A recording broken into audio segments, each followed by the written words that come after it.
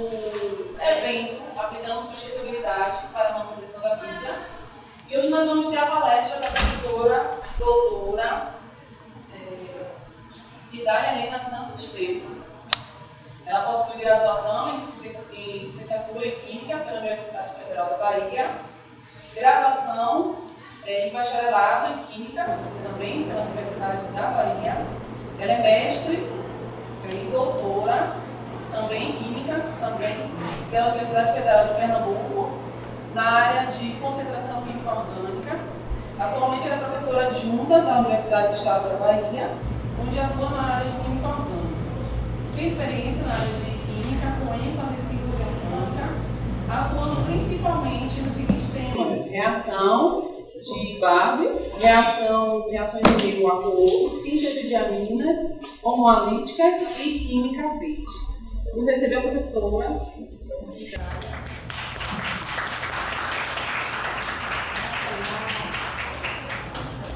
Obrigada. Bom dia a todos. Bom dia. Como a professora Paulina, tenho o prazer de estar aqui com essa grande satisfação. Acho super importante essa interação da universidade com as escolas, inclusive para poder motivar os jovens, vocês, estudantes, para ingressarem na universidade e discutir temas que são super importantes, como sustentabilidade, química verde, que é um tema novo. Nosso contato, a professora Manuela, foi participar de uma semana de Química na UNEB, onde fez um minicurso Química Verde e Sustentabilidade, que foi bastante impressionante para você, né? Porque ela aí apresentou o projeto que resultou nessa atividade de hoje, inclusive. E eu mostrando essa imagem, se a gente fechar os olhos e pensar na química, a gente vai imaginar o quê? Torres, fumaça, poluição. Inclusive porque ontem, há 2 dias, teve uma explosão na Braskem. E a gente vai sempre imaginar isso, né? Os perigos que existem na química. Porém, a química é essencial para a nossa vida.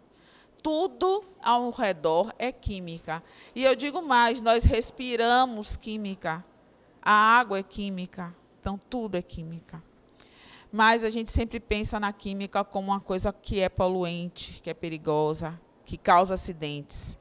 E, quando se pensa em sustentabilidade, é essa química ou a maneira de olhar para a proteção do meio ambiente, a natureza, os animais, sabendo que nós também fazemos parte desse ambiente. Então, quando é química, é crescimento econômico, modernização, aumento da produção, emprego e renda. Quando você pensa em sustentabilidade, é o quê? É o meio ambiente, a modernização de processos verdes, que são processos que protegem esse ambiente. Também com depósito de patente, geração de carbono verde, controle de produção e uma lucratividade consciente, de maneira que possamos realmente manter o crescimento, mas de forma consciente, sem poluir, sem danificar esse meio ambiente. Então, a imagem da química verde, que ela vem como conceito ser uma química sustentável. Juntamente com isso, vem o conceito de desenvolvimento sustentável, onde ele engloba não somente a química, o ambiente e a química industrial, ou seja, os processos, de maneira que tudo isso esteja pensado para a proteção do meio ambiente. De forma que a gente busque educar as novas gerações, que é esse um dos nossos objetivos aqui, sobre esses princípios da química verde. Como eu falei, eu trago uma visão impactante desses desastres ambientais. Então, alguns deles, um deles, a tragédia de Mariana e Brumadinho. Então, eu mostro a tragédia de Mariana, um recorte, um vídeo de uma notícia sobre Mariana, esse desastre que foi o rompimento de uma barragem da mineradora Samarco. E eu gosto de trazer, em paralelo, o acidente de Brumadinho, que ocorreu 4 anos depois. Outro acidente também trágico, onde não somente, não é uma tragédia onde foram mortas pessoas. Esse ambiente foi totalmente degradado. A lama secou no leito dos rios, os peixes morreram e a vegetação também. Toda a biodiversidade que existia nessa região, ela deixou de existir. Ah, porque as substâncias não eram tóxicas? Eram tóxicas. E, independente se não fossem tóxicas, a própria lama foi danificante, foi danosa para esse ambiente. Mas, olha só, será que essas mineradoras não têm a consciência dos danos, dos riscos causados quando fazem esse armazenamento? E como que 4 anos depois aconteceu outra? Na mesma região. São danos socioambientais, como eu gosto de destacar. Não é somente o dano ambiental, mas tem também um envolvimento social muito grande. É isso que eu gosto de enfatizar. Porque não só as pessoas que morreram, como as pessoas que ficaram desempregadas, mas também os peixes e toda a biodiversidade, outras atividades econômicas dos ribeirinhos. Aí é que a gente destaca como se a gente olha com atenção, que é o racismo ambiental. Quem mora nesses lugares? Assim como na inundação do Rio Grande do Sul. Qual é a população mais afetada quando acontece esse tipo de desastre? São os ribeirinhos, são as pessoas mais pobres, que agora estão falando que são vulneráveis, e eu gosto de dizer vulneráveis para não chamar de miseráveis, porque é bem isso que acontece. Então, nós estamos nessa responsabilidade de divulgar, e cada um de nós, e vocês jovens principalmente, no momento que se tornarem engenheiros, vai dizer, não posso fazer desse jeito, não, porque isso vai danificar o meio ambiente. Claro que eu destaco aqui que é importante a ação das mineradoras. Estávamos conversando sobre isso há pouco, professor Daniel, porque ela faz parte do ciclo econômico no Brasil e no mundo. Produção de nióbio, minério de ferro, grafita, bauxita, esse faz parte da balança estratégica comercial no Brasil e no mundo também. Então, o Brasil ele é exportador de estanho, níquel, magnesita, autossuficiente em calcário, importador de cobre, enxofre, zinco, fosfato, e tem uma dependência externa de carvão, potássio e terras raras. Então, faz parte a mineração, realmente é importante.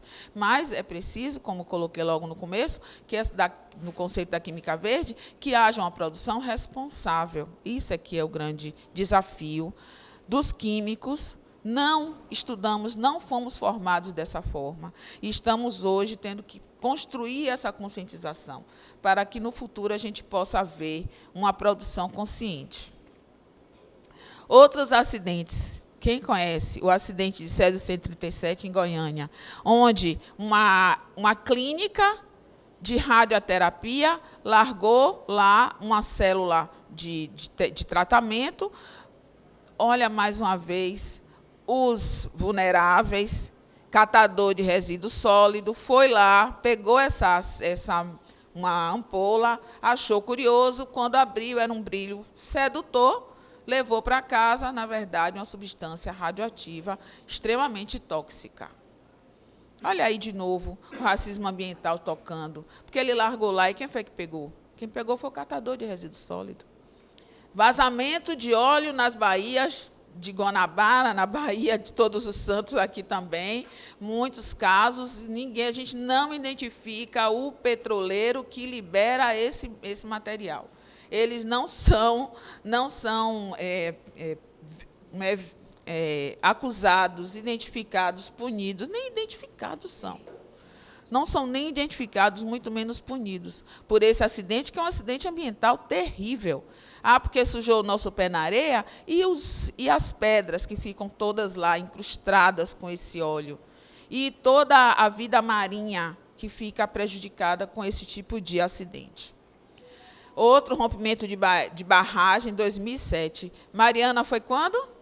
2017. 2015, Brumadinho. 2019, já tinha uma outra anterior, 2007, Miraí. E esse, que só para fechar a nível de Brasil, Santo Amaro. Conhecem Santo Amaro, a cidade de Santo Amaro? Vocês sabiam que tem uma grande poluição? Você sabe. E foi prejudicada alguns parentes pela essa contaminação do chumbo. Exatamente, pois é. Então, professora, quer falar alguma coisa sobre isso? Ah, porque assim, são os avós, né? Foram, assim, meu pai sempre falou dessa questão do chumbo em Santo Amaro, que até hoje não foram indenizados, muitas pessoas já morreram esperando essas indenizações, né?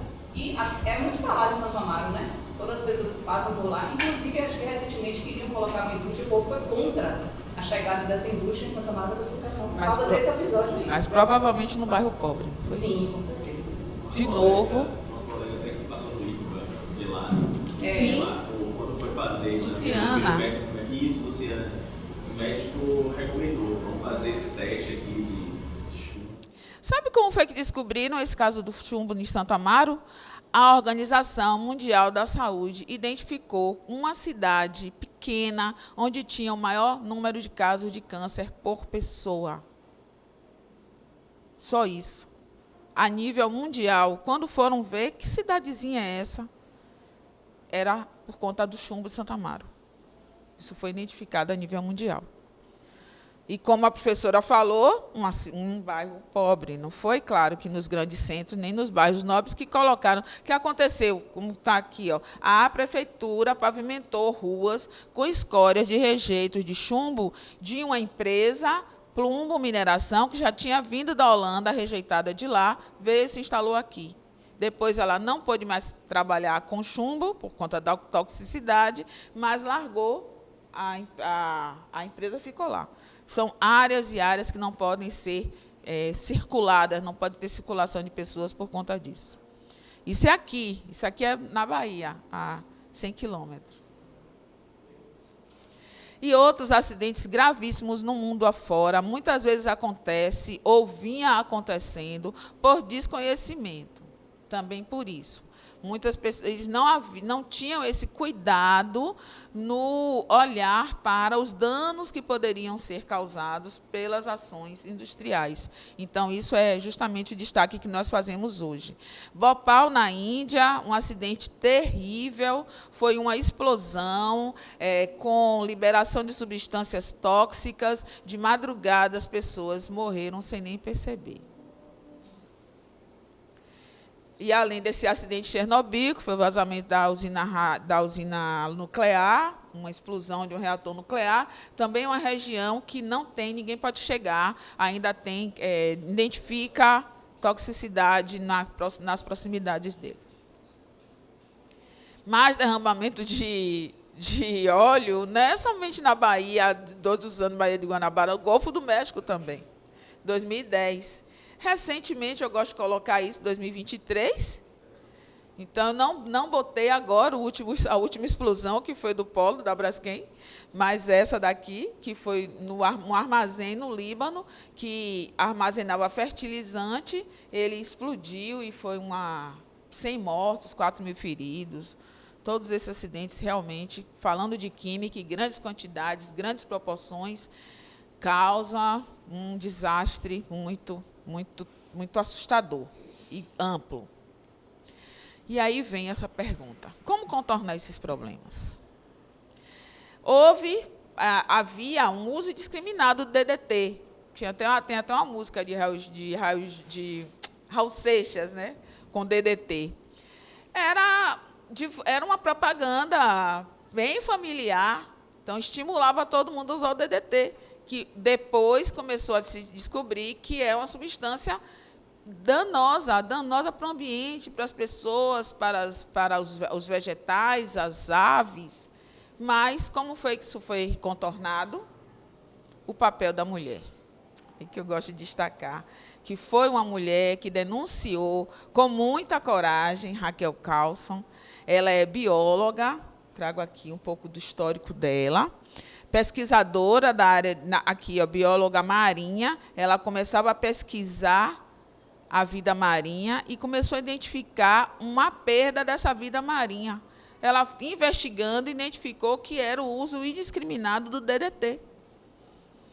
Foi perseguida, foi atacada, mas ela foi forte, e esse daqui é um livro com o nome Primavera Silenciosa, porque os pássaros não estavam cantando, tinham morrido por conta do DDT.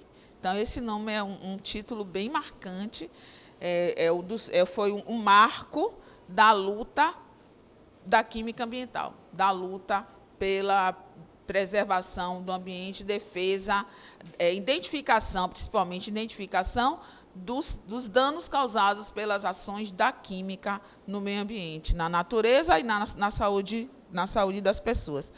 Conheciam esses dados? Alguns sim, a professora de Santa Amaro.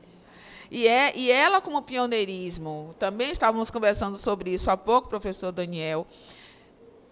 A Raquel Carlson, ela foi perseguida, ela foi invisibilizada por muitos anos, justamente porque o papel da mulher. Então, tem um outro caso, que é do caso aqui falando um pouco, detalhando, que é esta daqui, essa mulher, Naomi Orestes, ela também foi uma grande combatedora da falsa ideia de que não havia aquecimento global. Então, ela está denunciando, espera aí, como não tem aquecimento global? Ela foi investigar e identificou que as indústrias petrolíferas estavam pagando caríssimo os grandes comunicadores para passar a ideia falsa. Assim como nós também fomos vítimas disso em relação às vacinas. Quantas pessoas, profissionais, foram pagos para colocar a ideia falsa de que a vacina não era boa? Então, ela identificou, aqui mais uma vez, o papel da mulher foi combatida, foi perseguida. Então, nós, mulheres, precisamos que... Aqui é quase metade, né? Ou estamos em maioria? Eu acho que nós estamos em maioria. Nós estamos em maioria. E nós precisamos realmente ter essa força e combater, e não deixar que derrubem quando essas ideias forem importantes. Se você acreditar que a sua luta é importante, a gente tem que manter a nossa luta e ficar forte.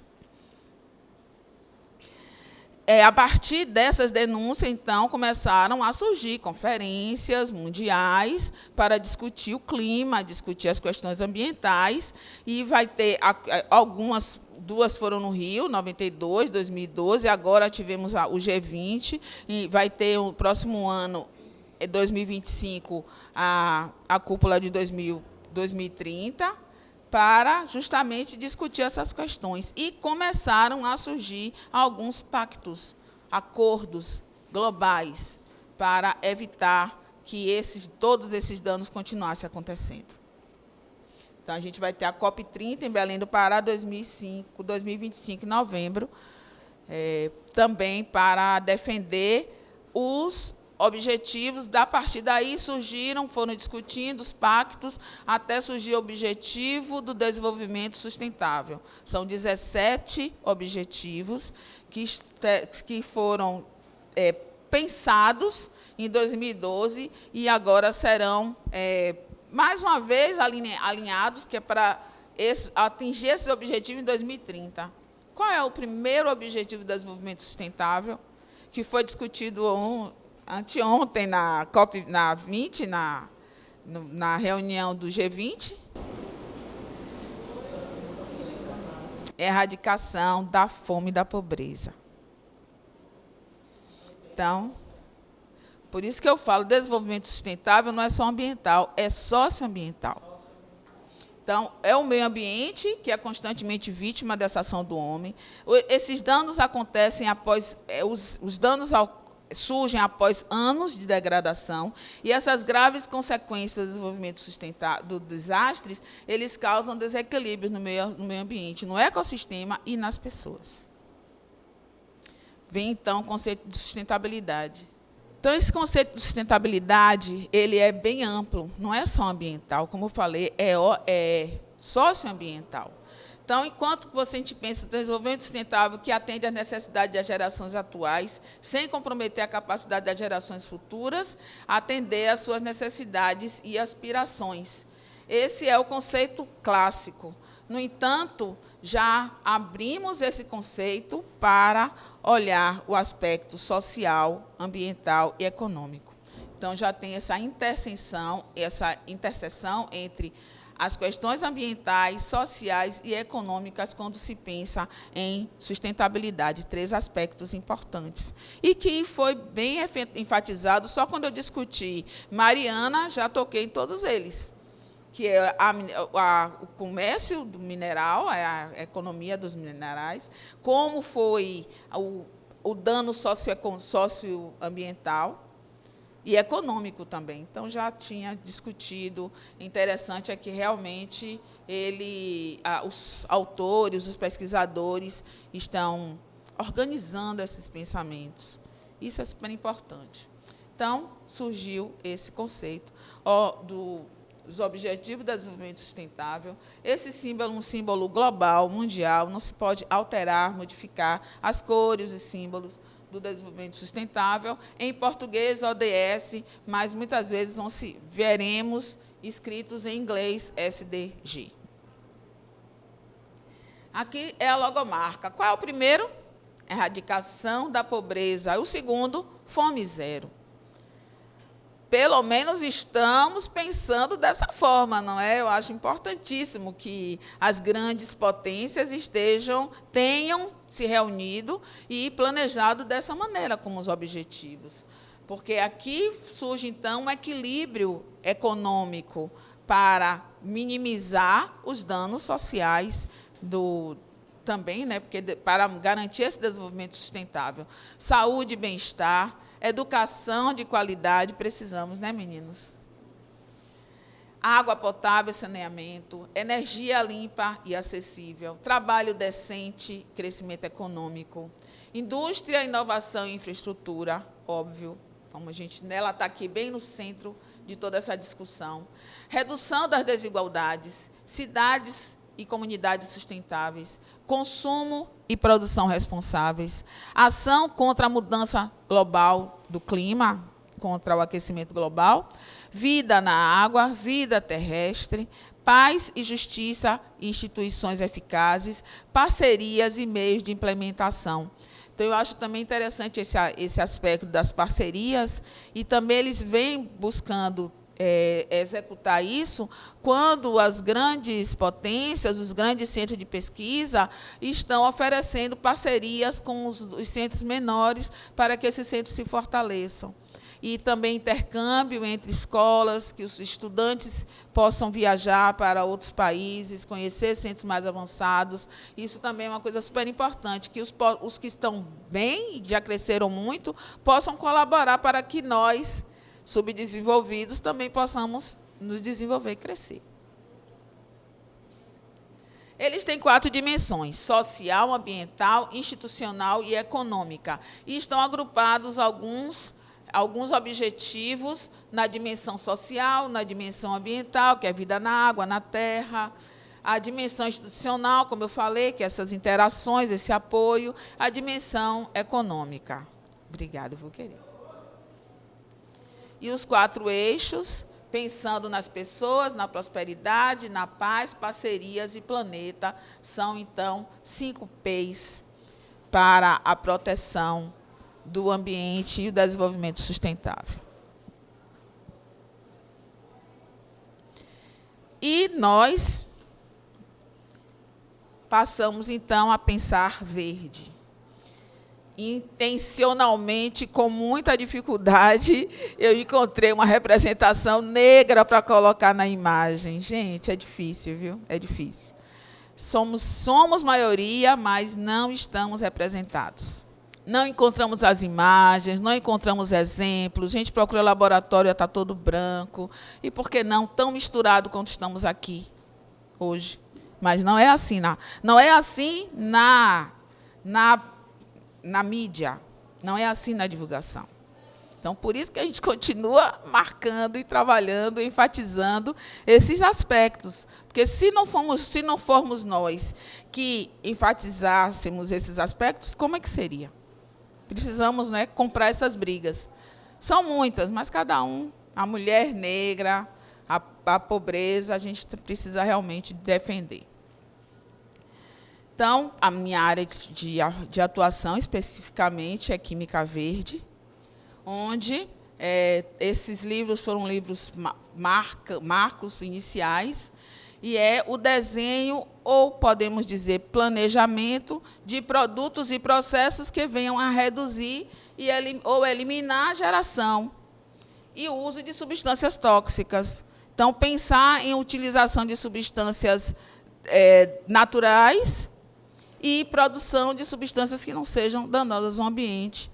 Redução dos rejeitos para que não haja o que aconteceu em Mariana e Brumadinho. Então, são tomadas de decisões importantes, onde você deve pensar em que materiais precisam ser utilizados, que materiais disponíveis e essa quantidade necessária, e uma tecnologia e o processo também para que eles não sejam danosos. Então, que a gente pense, imagine uma química, uma indústria química que não seja poluente, daqui a alguns anos, quem sabe.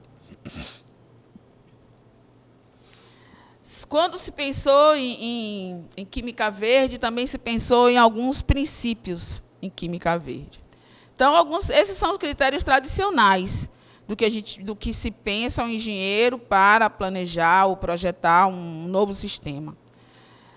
Mas, quando se pensa em Química Verde, se introduz também esses critérios, que é a toxicidade e o impacto ambiental. É necessário hoje pensar nisso e, felizmente, graças ao início de tudo lá, com a Raquel Carlson, hoje em dia é obrigatório, na implantação de uma indústria, que realmente se pense e se estabeleça.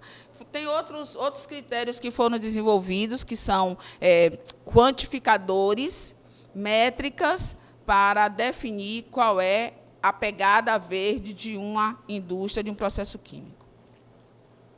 Então, quando se pensa em tradicional, é a perspectiva de você manter esse ciclo de vida para garantir a produção química, mas o que está acontecendo com todo o processo, todo o ciclo de vida, desde a partida até o final. Pensar também em todo o ciclo do processo. Porque antes só pensava em rendimento, quantidade que se formava e o custo, o valor daquele produto, sem pensar no que ficava como rejeito. Hoje, na métrica, tem que se colocar também a quantidade de rejeito que é liberado. Então, é o foco no desenho. Eu vou pular isso aqui, que é muito específico. Vou trazer uns exemplos interessantes. Aqui já são alguns exemplos antes, quando se descobriu as primeiras tinturas, tinha muita liberação de rejeitos de tintas nos oceanos, nos rios.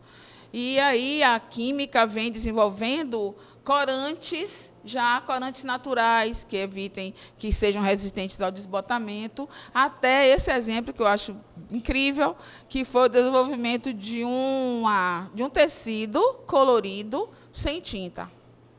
Ele foi pensado sobre a tecnologia da borboleta azul, que é azul, mas não é pelo tingimento, e sim pela combinação das escamas das borboletas, das fibras. E, com isso, se desenvolveu esse tipo de tecido, que ele é um tecido colorido, mas não por tingimento, e sim pela combinação das fibras, da textura das fibras. Isso é um dos grandes, que eu acho assim, incríveis exemplos desse desenvolvimento da química verde nos tempos de hoje. Várias redes de pesquisa ao longo do mundo têm apoiado esses princípios, e várias conferências, periódicos sobre química verde. eles estão realmente crescendo e apoiando cada vez mais produtos, e eu vou trazer alguns exemplos. Então, alguns benefícios são produtos biodegradáveis, que não causem danos ao meio ambiente, ao ser humano, produtos de maior valor agregado, lógico, porque esses são produtos que não têm tanto resíduo, é produzido de matéria-prima natural, mas tem ótima qualidade e utilidade, ele vai ter maior valor agregado, porque também tem tecnologia e conhecimento envolvido. Bons, importantes para a sustentabilidade, porque são obtidos de fontes renováveis, além de construir esses novos conceitos para a química, para a ciência. Porque eu tenho uns exemplos que são do nosso dia a dia, que são os 12 princípios da química verde, pensados pelo seu criador, um inventor da química verde. Eu fiz um minicurso com ele, que resultou nesse meu trabalho de hoje, que é Química Verde e Desenvolvimento Sustentável, e ele relata um exemplo pessoal bem marcante. Ele era um químico industrial, trabalhava nas indústrias americanas, e a filha nasceu com um problema congênito seríssimo. Aí ele se questionou, será que fui eu que que causei algum dano para minha filha, para as próximas gerações? E, a partir daí, então, ele, conversando com os colegas, pensou em propor essa química verde, uma química que fosse menos danosa. Foi incrível, assim, né, ouvir esse relato dele. Então, 12 princípios, de prevenção de resíduos, a economia atômica, que é redução de rejeitos, o controle da toxicidade durante o processo, até uma química segura para a prevenção de acidentes. Um laboratório que você não precisa de EPIs, porque não vai haver toxicidade, nem explosões, é outro pensar, outra maneira de ver. Então, alguns exemplos, a Braskem já vem desenvolvendo um plástico verde a partir do álcool, que é renovável, porque o álcool vem da cana-de-açúcar. Polietileno verde, que vem do álcool. Outra que também combate o aquecimento global, porque já vem do verde, que já contribui com a fotossíntese, consumindo CO2. Quem já tomou café, copinhos, hoje em dia, de papel? Que é um material bem mais degradável do que os plásticos. Aqui, ó. A Suzano Celulose, produzindo copos de papel. Nasapac também. Ou polímeros biodegradáveis. A UNEB está desenvolvendo polímeros biodegradáveis vindo do amido, onde ele continua sendo impermeável, porém, uma vez descartado, ele vai ser bem mais facilmente consumido pela natureza. E biopolímeros. Então, aqui, couro ecológico de fibras, desenvolvidos de fibras de abacaxi. Então, eu digo, antes a gente valorizava aquela bolsa de couro natural. Hoje eu já digo, não, prefiro couro sintético, que o couro natural significava vidas e vidas dos animais. Também plásticos vindo de ácido succínico, que é resultante de açúcares, que é um produto vindo dos açúcares, então também de fontes renováveis. E esse exemplo, que é esse professor John Warner, que é o inventor da química verde, ele desenvolveu, já está patenteado, um tipo de pigmento do cabelo que você ingere. Então, é uma coisa que desenvolve, na verdade, a melanina. Desenvolve a melanina, exatamente. Buscando uma das coisas que vem, assim, todo mundo gostou, isso aí a gente acha bom. A gente vem buscando, os pesquisadores buscando mimetizar a natureza. Então, substâncias que sejam da própria natureza e que não são danosas. Hoje a gente usa tinturas tóxicas, não usa o formol, e ele realmente desenvolvendo substâncias que podem ser ingeridas e desenvolvendo a melanina no nosso próprio organismo. Bom, né? Em breve vai estar no mercado. Então, ele, né, a patente desse John Warner, que foi o professor, esse professor aqui, Herprint, ele é o professor que está desenvolvendo isso. A tecnologia da coloração, não coloração. Imita como cabelo, como forma a cor do cabelo.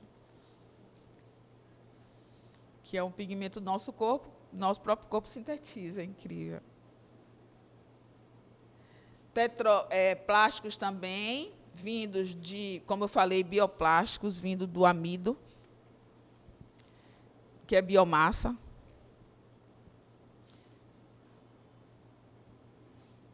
Aqui, vindo do amido de milho, outro amido, formando esse ácido lático, e o polilático, um plástico biodegradável e vindo de uma matéria-prima renovável. Então, fecha o ciclo da natureza para a natureza. Eu trouxe aqui alguns exemplos do que nós fazemos no laboratório de Química Verde da UNEB, que são reações em água, então já não uso mais aqueles solventes tóxicos, reações de multicomponentes, então reúne todos os componentes, evita rejeitos, e promovidas por micro-ondas, onde elas são mais rápidas e exigem menos energia. Então, já tem uma defesa dentro da UNEB de ações de Química Verde, no nosso laboratório, e outros laboratórios também trabalham, hoje em dia, praticamente todos pensando em sustentabilidade. Aqui, de onde surgiu isso? No Brasil, que foi na UFPE, onde eu fiz o doutorado, e eu fui pensando em uma coisa, acabei parando no laboratório de Química Verde, para mim foi a salvação da minha vida. Amei, gostei muito de passar a trabalhar nessa área. Então, aqui, alguns exemplos de reações em micro-ondas, já publicadas, não por mim, está no mercado, né? Desenvolvidos por outros cientistas, reações de 30 minutos, 7 minutos, 3 minutos. Então, reações que levam 10 horas passam a ser realizadas em 5 minutos. A gente está estudando a reação que leva 20 horas, a gente consegue fazer em 1 hora, então já reduz bastante o consumo de energia. Então, aqui, o que nós fazemos lá, todos os materiais natureza, então são substâncias, aldeídos, mais aldeídos vindos da... Esse daqui é amêndoas amargas. Aquele óleo que a gente passa, aquele lubrificante de amêndoas é esse, da canela e a hidrólise do milho. Então, essas são substâncias que a gente trabalha, já são substâncias da natureza. Alguns trabalhos em andamento, e aqui a nossa participação, a nossa representatividade. Além disso, eu busco orientar meninas negras. Aí eu digo, não estou excluindo, eu estou só aumentando essa representatividade. Imagine quando formos a um congresso, eu e mais 2, 3 alunas. Eu fui à UFBA e levei uma dessas estudantes para lá. Então, ela está se capacitando a repassar essa postura, essa ideia de valorizar a herança negra.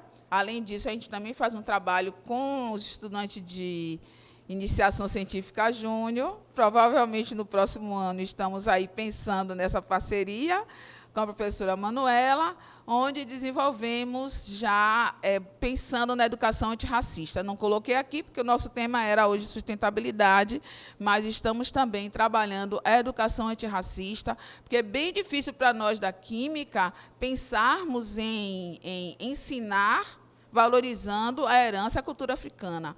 É uma lei para todas as áreas, porém, na química é mais desafiador. Então, a gente vem buscando trabalhar com materiais e a cultura africana nas cores, nos metais, alimentos, e aí a gente traz isso para desenvolver para o ensino médio com o apoio de uma estudante jovem super jovem estudante do ensino médio, que é o IC Júnior, com uma bolsa para estudante, aprendendo mais química, valorizando a cultura e a herança africanas. É essa a ideia, aqui algumas referências.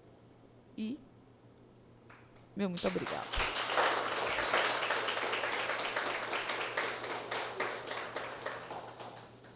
Obrigada pela atenção de todos. Quem quiser fazer alguma pergunta, algum comentário, estamos à disposição. Foi muito importante essa palestra, essa mesa de discussão. E o que eu vou colocar aqui é o seguinte, que, como foi colocado, para a gente aqui, essa questão da sustentabilidade em todos os espaços, como é difícil, eu acho que ainda tem muita resistência, e a gente percebe isso nas comunidades quilombolas, nas comunidades das mulheres marisqueiras.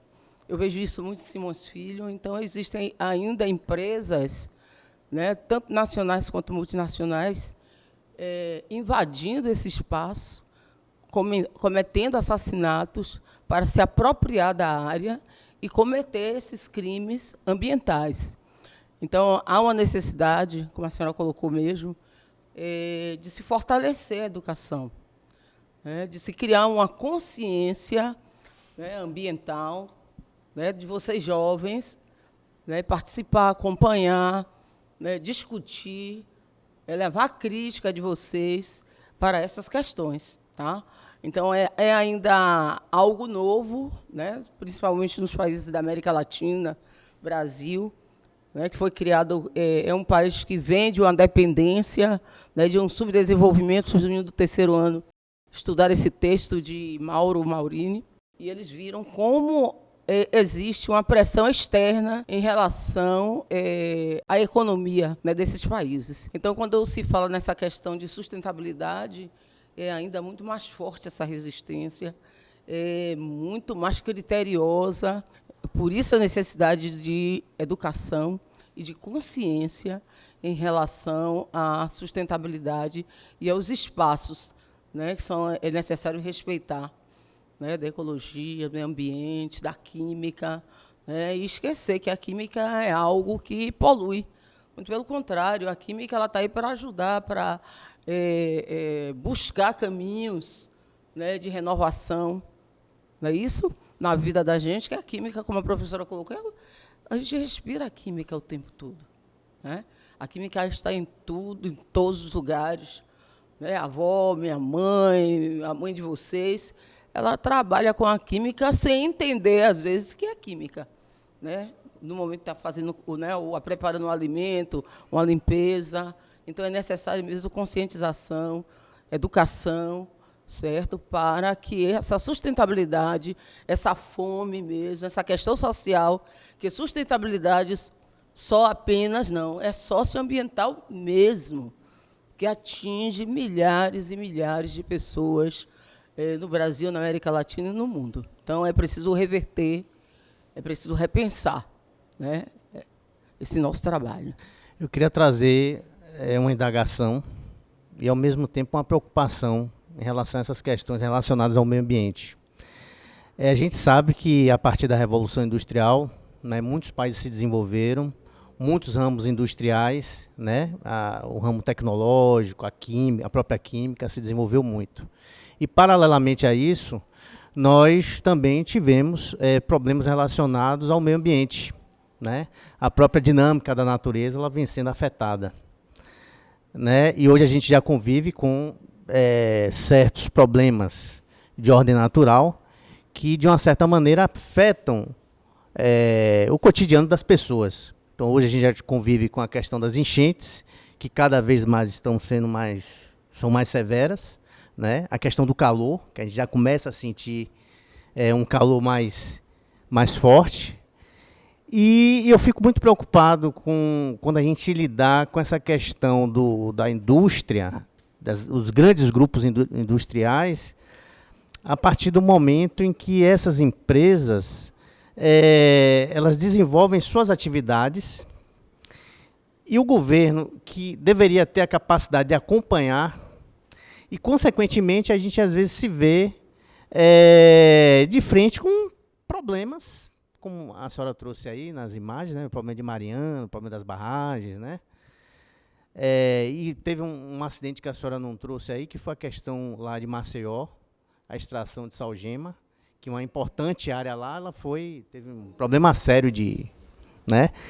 E aí, dentro do meu conhecimento aqui no estado da Bahia, a gente tem atividade de mineração aqui no interior, né? E vira e volta eu acompanho aí, lá no norte da Bahia, nós temos sérios problemas de tremores de terra, em função, sobretudo, da extração do cobre, lá na região de Jaguarari. E, geralmente, esses acidentes, quando eles acontecem, eles dão aviso, mas o governo não dá muita importância, só dá importância quando acontece, né? Então, existe esse problema dos tremores de terra, e a gente não sabe, não existe um acompanhamento de como essa atividade de extração, no caso específico do cobre, está sendo feito. Quais são esses danos que podem acontecer no meio ambiente, né? O que é que isso pode acarretar e, de uma certa maneira, impactar na dinâmica das populações que ali estão em volta dessas atividades de mineração, né? Então, minha preocupação é justamente essa, né? Existe uma fragilidade muito grande do poder governamental de fiscalizar dessas atividades, sobretudo de mineração, sobretudo quando são atividades sob o controle de grandes empresas internacionais que estão aqui, né, se aproveitando, inclusive da fragilidade das leis ambientais e da incapacidade do governo acompanhar a atividade. Quer dizer, eles ganham muito, lucram muito, uma parte desse lucro vai para fora do país e depois a gente fica com um prejuízo aqui, né? Via de regra, esse exemplo que eu dei aí de Maceió e outros mais, né, que podem vir a acontecer. Então, eu fico muito preocupado com isso, né, em essa questão do governo lidar com esses grandes grupos e, ao mesmo tempo, como esse governo vai fiscalizar as atividades dessas grandes empresas, a fim da gente diminuir os impactos ambientais que, de uma certa maneira, vão trazer grandes prejuízos à população e, sobretudo, os mais necessitados, né, os mais carentes, né, que vivem no entorno desses empreendimentos econômicos. Como o senhor diz, é complexo. É complexo porque envolve os poderes grandes, né? Empresas poderosas, multinacionais. Porém, eles sabem as consequências.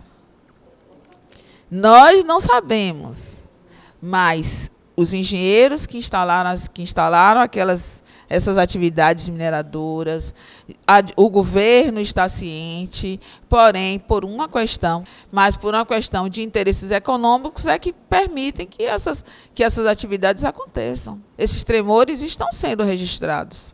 É esse equilíbrio, né, que precisamos o quê? De profissionais fortes, além da competência, a coragem de denunciar, de se negar a realizar certas atividades, porque os danos a gente já conhece. Já temos técnicas para medidores dos tremores, para avaliar os impactos ambientais, para avaliar a toxicidade nos solos. Já tem desenvolvimento para isso. O que não está sendo feito são as denúncias por interesses econômicos. Eu entendo dessa forma. Aí é que vem, como eu sempre falo, o papel das novas gerações. Esses profissionais que sejam profissionais conscientes e que não permitam que essas coisas aconteçam. E também os nossos governantes. Quando a professora falou da marisqueira, eu me lembrei que foi a campanha de Eliette Paraguaçu. E eu votei nela, e ela hoje é vereadora do PSOL. Por isso, porque ela vinha com essa luta há muitos anos, não somente das ações da Marisqueiras, mas também todas as indústrias implantadas na Baía de Todos os Santos, trazendo danos sociais e econômicos e também querendo comprar as ilhas. Então, isso é uma questão que a gente realmente precisa pensar na política. Não podemos ficar de costas a isso, ou dizer, esse problema não é meu. Pensar na política para que realmente tenhamos gestores responsáveis, comprometidos, que não permitam que essas coisas aconteçam. É esse o meu entendimento. Porque senão vai continuar assim. Os grandes, os poderosos, dominando e deixando os danos acontecerem. Nós tivemos a oportunidade de visitar aqui. Em Valéria tem 2 lagoas aqui, a Lagoa do Derba e a Lagoa da Paixão. E aí eu fui visitar, né, até quando a água da Lagoa do Derba.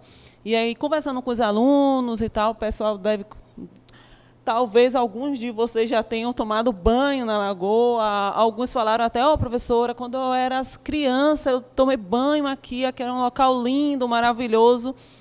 E, assim, infelizmente, hoje já não é mais da forma que era. Então, assim, aí vem a importância, né, das pessoas que moravam ali ao redor, de estar denunciando o que está acontecendo, na Lagoa da Paixão mesmo. O pessoal falava que era um local tão bonito, e agora tem rejeitos até de óleo das empresas, né, que estão ali próximo, estão descartando os rejeitos no efluente.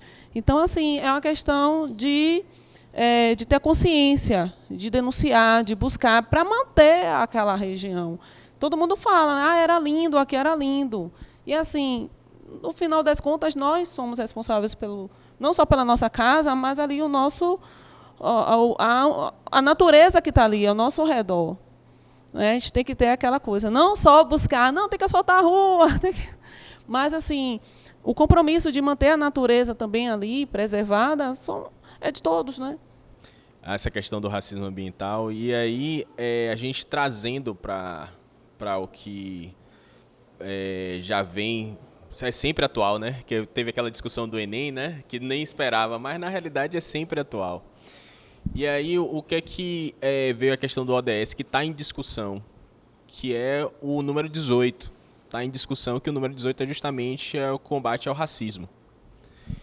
E por que eu trago isso daqui à baila? Porque, como o professor citou, existe a motivação das grandes corporações, existe tudo. Só que, quando a gente vai para o conceito do racismo, a gente está falando dessa dominação durante séculos. Então, vai precisar ter um enfrentamento no que tange no mesmo nível. Então, nem que seja econômico, porque já se tem literatura, já se tem mobilização, né? O que talvez ainda não tenha do ponto de vista econômico, algo assim mais impactante, que dê mais força. E é por isso que hoje em dia já tem a discussão do black money, né? Tem várias discussões para que haja essa representatividade em outro nível, né? Agora, e como a gente está falando sempre de ciência, a senhora mais do que nunca sabe que é difícil desenvolver ciência sem recurso. Então, a gente está comentando aqui, tem a racismo ambiental e tem a química verde que pode contribuir nisso, mas como é que está o olhar pensando no investimento, né, em termos de editais, etc., que também possa, a partir da ciência aplicada, também fazer frente nisso, né? Então, essa é uma pergunta mais trazendo a visão da levantar a bola. Daniel trouxe uma questão que é bem desafiadora, que ele, né, tocou principalmente, não somente do racismo, e aí eu volto e digo, a Eliette é a mulher negra, então isso é importante a gente pensar nesses candidatos que tenham a sensibilidade, que sejam locais, para conhecer, porque a Secretaria do Meio Ambiente deve estar ciente do que está acontecendo nas lagoas, mas está fazendo o que está sendo feito. E aí ele traz, e a verba? E essa verba? A verba que pode ser nacional ou internacional, que seja voltada para essas questões. Alguns editais são lançados, e, mais uma vez, sofremos esse desafio, que é os grandes grupos, os mais produtivos, que são os mais estruturados, continuam ganhando os editais. E nós submetemos editais e nem sempre temos essa vantagem. Aí dizem, 40%, há alguns anos, é assim, 40% da verba para o Norte e Nordeste. A gente já, olha, pelo menos já estão destinando 40%, que não é a maior parte. E mesmo assim a gente submete e os grandes e mais produtivos grupos continuam sendo privilegiados, ou seja, vantagens para os que estão, para os fortes. É um grande desafio. E aí a ciência continua com esse lema, é tentar produzir partindo do nada, ou seja, quando eu digo é fazer limonada, transformar limão na limonada, tentar produzir para poder competir frente aos grandes centros, porque internacionalmente também não temos tanto apoio e temos uma deficiência, que é a língua inglesa.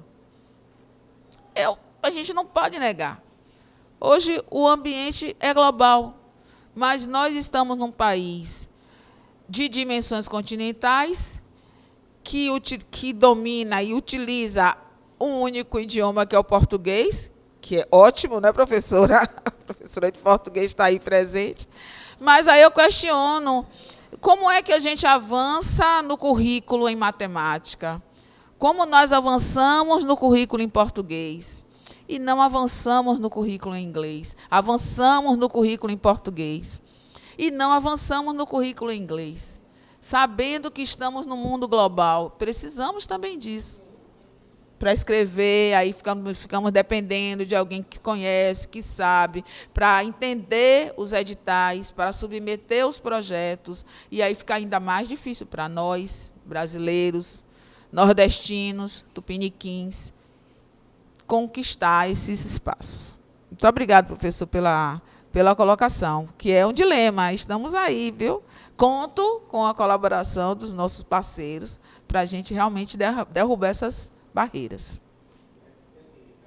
Esses detalhes é recurso, infelizmente, não tem para onde falar. Por mais que a gente fale assim, a educação, por mais amor que a gente tenha, né, está aqui, por exemplo, eu tô aqui, gosto dessas atividades, a professora está aqui, os professores já estão aqui, a direção, mas é dinheiro, ponto, precisa de dinheiro, né? Então vocês têm lá, eu vi aqui os painéis de vocês, os banners, mas tem ali, ó, FAPESB, né?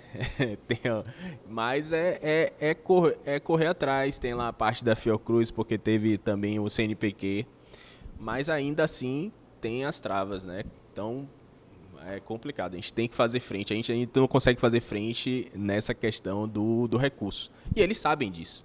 E aí eles já constroem todo o aparato para isso, aí fica complicado. Em cima do que foi posto aí, a gente ainda vive a lógica do século XIX. A gente está olhando para o século XXI, mas a gente está vivendo o século XIX ainda, né? Infelizmente, é um país que a ciência ainda não tem um devido tratamento, a educação não recebe o recurso que deveria receber. Hoje mesmo chega até a comentar com o professor só devia ter uma carga horária aqui para trabalhar ciência com esses alunos. Porque o que a gente viu aqui hoje é belíssimo, botar os meninos para produzir, para pensar. E é o que a gente precisa de profissionais que tenham condições de trabalho dentro das escolas, que o Estado ajude, possibilite isso, para que a gente possa avançar, que a gente possa ter uma geração de cientistas dentro das escolas, né? Para que a gente possa avançar, de fato, com a sociedade brasileira. Porque o mundo está avançando e se a gente pegar, por exemplo, a nossa pauta de exportação, a gente está exportando produto primário ainda, a gente não está produzindo ciência, a ponto de estar exportando para fora, né? A gente está exportando soja, está exportando cana-de-açúcar, está acabando com o nosso meio ambiente, explorando minério, né? Petróleo é o que a gente exporta, e a ciência é deixada de lado, e é um absurdo. Como é que a gente vai competir com os grandes países desse jeito se a gente não sabe o inglês, não é trabalhado nas escolas, não é trabalhado como deveria ser trabalhado, né? Gente, não é minha praia, mas assim, se tocando nessa questão, né, que a gente traz a educação, nós infelizmente somos um país de pessoas que não leem. Então PISA, né, e outros órgãos aí que ditam, né, e fazem esse mapeamento da questão, né, da educação, né. Então a ciência está lá em último lugar. Então, é uma coisa que realmente a gente precisa parar, né, pensar e investir dentro das nossas escolas, do que a gente pode. Então, a gente vê que toda a dificuldade que nós temos, principalmente de recurso, se os profissionais, se os estudantes se empenharem, né, você tirar leite de pedra mesmo, a gente consegue produzir.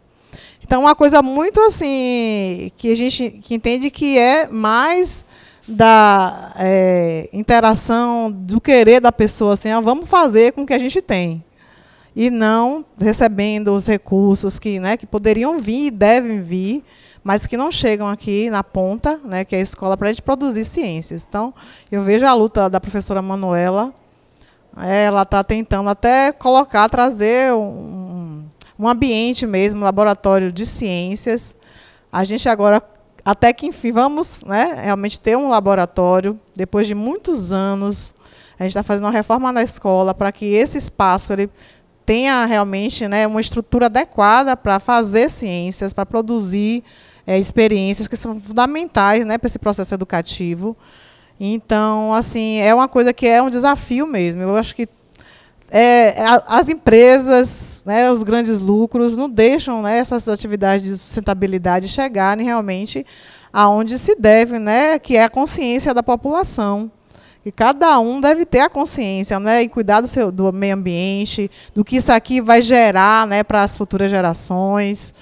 E realmente é algo que a gente deve fazer realmente, né, a gente está aqui no ambiente de educação e que devemos trabalhar fortemente, né, para combater e conseguir, de alguma maneira, né, lá no futuro, trazer pessoas mais conscientes para que venham denunciar, que venham questionar, né, esses absurdos, né, que estão sendo acometidos na esse ecossistema mesmo no Brasil. Então, vamos lutar, né? Vamos lutar para que a gente possa realmente ter um planeta mais sustentável e que essa química verde que eu realmente conheci um pouco, porque eu já vi alguns projetos, mas não conhecia, mas fiquei maravilhada. Parabéns, professora, pelo excelente trabalho. Que nós fizemos uma oficina, né, de compostagem, que está dentro, né, desse conceito de química verde, de reaproveitamento, trazendo, né, uma atividade que vai fornecer uma forma de trazer uma renda para as famílias. Hoje estamos aqui, né, com a professora Idália, trazendo toda essa parte conceitual, essa vivência, toda a sua experiência na Química Verde. E amanhã vamos trazer a oficina de produção de sabão artesanal, também trazendo essa questão de estar reaproveitando, tudo com base da gente estar mantendo o nosso planeta, né, com menos resíduos, menos materiais que possam trazer danos e trazendo a consciência de que nem tudo é lixo, né? Que, na verdade, se a gente for olhar, tudo está sendo reaproveitado, sempre buscando essa questão da química verde. Agradecer a presença de todos vocês. Tá? Estamos encerrando nossa atividade de hoje. E até o próximo encontro, né? Amanhã estaremos aqui. Agradecer a professora Idália. Foi um prazer tê-la aqui conosco.